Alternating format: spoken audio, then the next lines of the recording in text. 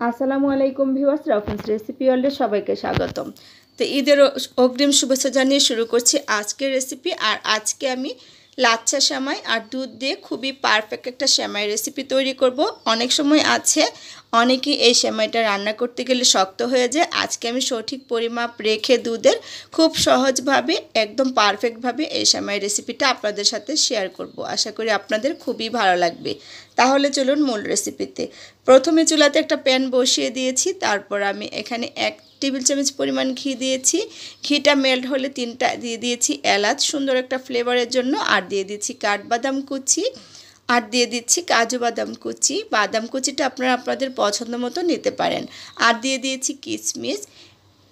তো এগুলো আমি নেড়ে চেড়ে ভেজে নেব।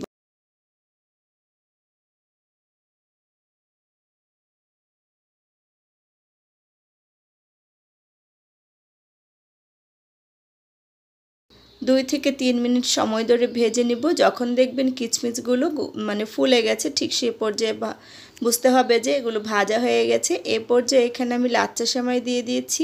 আমি বর্ণফুলের লাচ্ছা সেমাইটা নিয়েছি, আর একটা প্যাকেটের পুরো সেমাইটাই আমি নিয়ে নিচ্ছি। তো সেমাইটা আমি খুব সুন্দর করে 3 থেকে 4 মিনিট সময় ধরে ভেজে নেব, চুলার জালটা লো হিটে রেখে। তো আমি পুরো সেমাইটাই নিয়েছি, কিন্তু আমি পুরো সেমাইটা আজকে রান্না করব না, কিন্তু আমি সবটুকু সেমাই ভেজে রেখে দিব।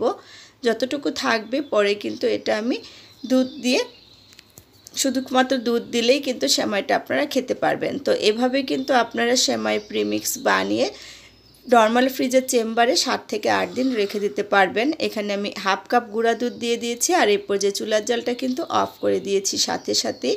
দিয়ে গুঁড়া দুধ দিয়ে খুব সুন্দর করে নেড়ে চেড়ে মিশিয়ে নিচ্ছি।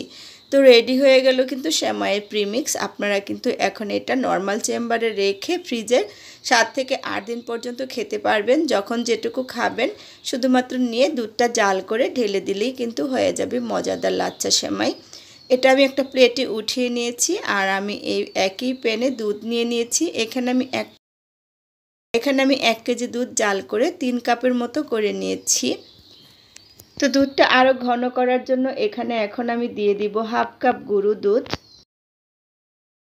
আপনারা চাইলে বাদও দিতে পারেন, তবে অবশ্যই একটু গুঁড়ো দুধ দিবেন, তাহলে দেখবেন সেমাইটা খেতে অনেক বেশি ভালো লাগবে। হাফ কাপ চিনি দিয়ে দিয়েছি। চিনিটা আপনারা আপনাদের টেস্ট অনুযায়ী দিয়ে দিবেন, যে যেরকম খেতে পছন্দ করেন। এখন আমি খুব ভালোভাবে নেড়ে চেড়ে মিশিয়ে নিচ্ছি। আর এই দুধটা কিন্তু খুব বেশি আমি জাল করব না, যেহেতু আমি আগে থেকে জাল করে নিয়েছি। বলক ওঠার পর আর 4 থেকে 5 মিনিট আমি এটা জাল করব। তো বলক উঠে গেছে দুধটা, আর 4-5 মিনিট জাল করব, তারপর আমি কিন্তু চুলাটা অফ করে দিব। তো দেখুন আমার দুধটা কিন্তু জাল করে নেওয়া হয়ে গেছে। চুলাটা অফ করে দিয়েছি, দিয়ে নেড়ে চেড়ে কিছুটা ঠান্ডা করে নিয়েছি দুধটা। আর এ পর্যায়ে সরাসরি চলে এসেছি সেমাইটা সেট করার জন্য।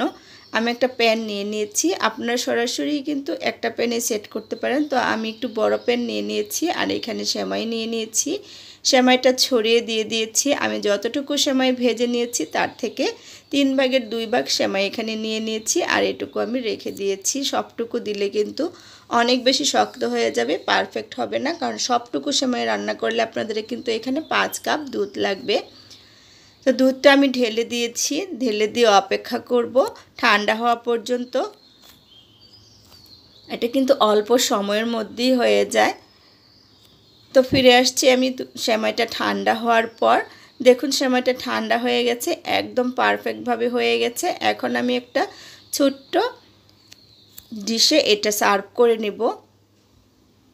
তো এটা আমি পরিবেশন করে নিয়েছি, আর আপনারা দেখেই বুঝতে পারছেন কতটা সুন্দর আর পারফেক্ট হয়েছে। উপর দিয়ে কিশমিশ পেস্তা বাদাম দিয়ে আমি গার্নিশ করে নিয়েছি। আর এটা কিন্তু একদম পারফেক্ট আছে। খুব শক্ত হয়ে গেলে কিন্তু আবার খেতে ভালো লাগে না, আবার খুব পানি পানি থাকলেও ভালো লাগে না। ঠিক এরকম থাকলেই কিন্তু সেমাইটা খেতে অনেক বেশি ভালো লাগে। তো আশা করি আমার আজকের সেমাই রেসিপিটা আপনাদের ভালো লেগেছে। ভালো লাগলে আমার পেজটা ফলো দিয়ে রাখবেন, আমার চ্যানেলটা সাবস্ক্রাইব করে পাশে থাকা বেল আইকনটা ক্লিক করে দিবেন। আজকের মতো বিদায় নিচ্ছি। আল্লাহ হাফেজ।